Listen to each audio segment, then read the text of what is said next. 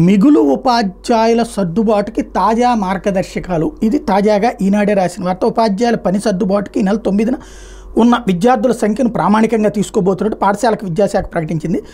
విద్యార్థుల ఉపాధ్యాయుల నిష్పత్తి ప్రకారం మిగులుగా ఉన్న వాళ్ళని సర్దుబాటు చేసేందుకు మార్పు చేసిన మార్గదర్శకాలు ఆదివారం విడుదల చేసింది. ఉద్యోగంలో చేరిన తేదీ ఆధారంగా సర్వీసును ప్రామాణికంగా తీసుకుని సీనియారిటీ నిర్ణయించబోతున్నారు. సోమవారం నుంచి నెల 14 లోపు సర్దుబాటు పూర్తి చేయబోతున్నారు.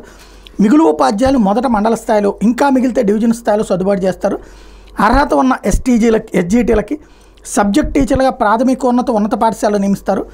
అప్పటికే ఎస్జీటీలు ఎక్కువగా ఉంటే ఏకోపాధ్యాయ బడులకు విద్యార్థుల సంఖ్య ఆధారంగా ఇస్తారు. ప్రాథమికోన్నత పాఠశాలలో 98 మంది లోపు విద్యార్థులు ఉంటే 1-2 తరగతుల పిల్లల్ని ఒక యూనిట్గా, 3 నుంచి 8 తరగతులకు మరో యూనిట్గా లెక్కించి ఉపాధ్యాయులను కేటాయిస్తారు అన్న మంచి వార్త. చక్కటి ఒక అడ్మినిస్ట్రేరియల్గా మంచి పని చేస్తున్నారు. ఒక డౌట్ ఏంటంటే, మిగులు ఉపాధ్యాయులు ఉండడం ఏంటి?